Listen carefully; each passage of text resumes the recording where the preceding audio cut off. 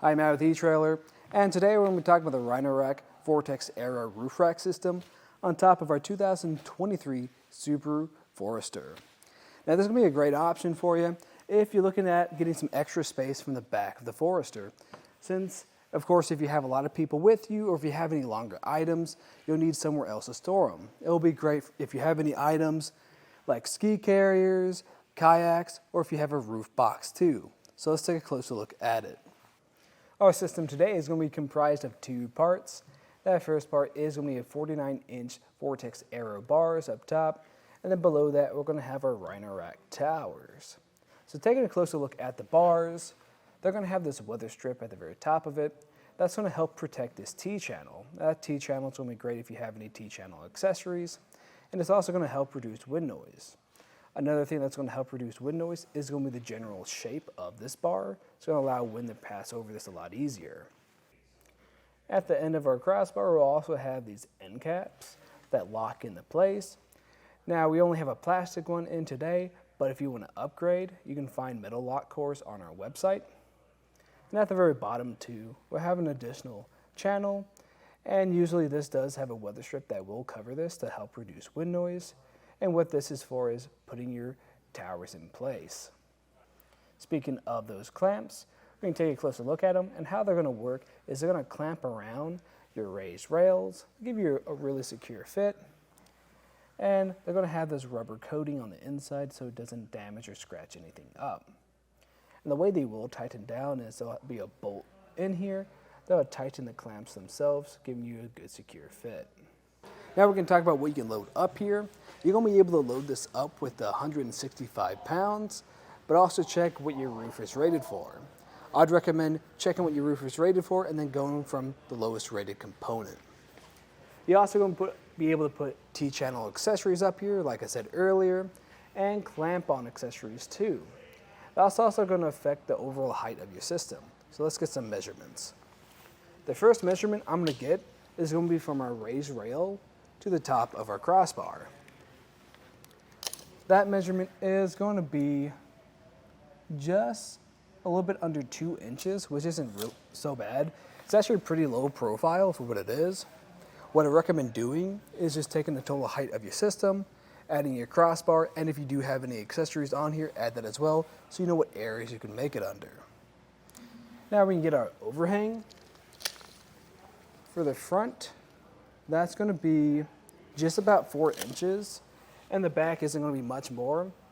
So that's going to be pretty close to our vehicle today. You're not going to be likely of hitting your head on it, but you will be able to put some smaller accessories at the very end of here, anything like a kayak carrier or ski carrier. One thing that is really nice about having raised rails is you're going to have a lot more adjustability out of this roof rack system, because we can place this at any point on these rails. Now, where we have it today is pretty nice. Now, if you notice too, it is covering our sunroof just a little bit. So what you can do if you don't want that to interact at all is just slide these crossbars back just a little bit. And this is also going to depend on your crossbar spread that you need. And you just have to accommodate that for whatever gear that you have. Overall, this system is going to be constructed from aluminum, so it is going to be really easy to get on and off of here. And it's going to hold up to the elements too, especially going through all that rain, since it's going to be resistant to rusting. Now, what I really do like about how it fits up here is, one thing is it's really low profile, and it does match our raised rails and the trim of our vehicle today too. As far as the installation is too, it's really easy to get on and off of here.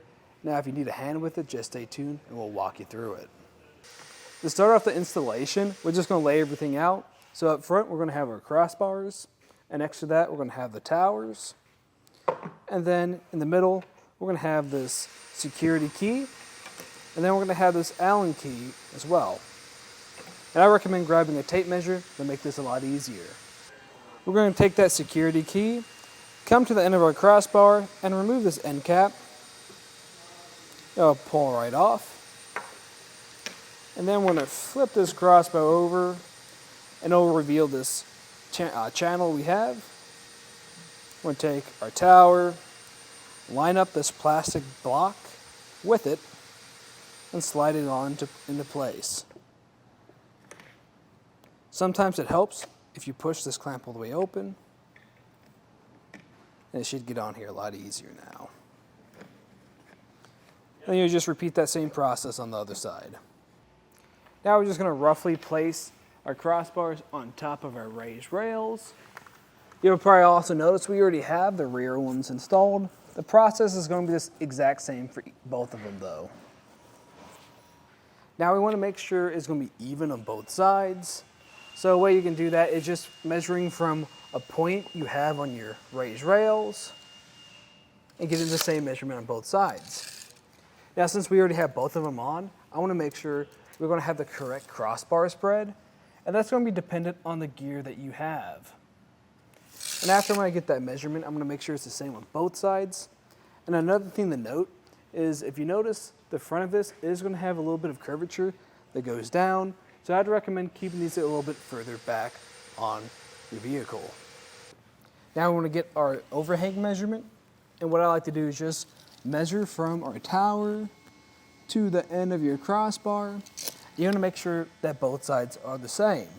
Now also keep in mind, when you do tighten this down, it might change a little bit, so keep an eye on it. We're going to grab this Allen key now and tighten this bolt that's in this channel right here.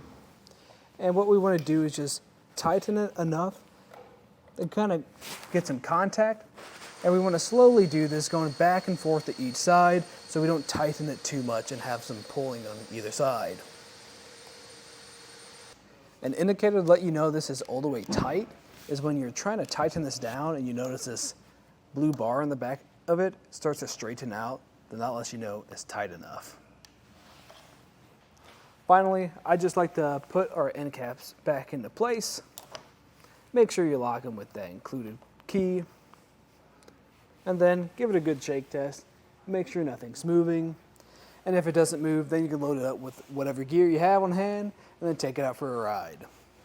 But if you liked everything you saw today, that's just a look at the installation and some of the features of our Rhino Rack Roof Rack system on top of our 2023 Subaru Forester.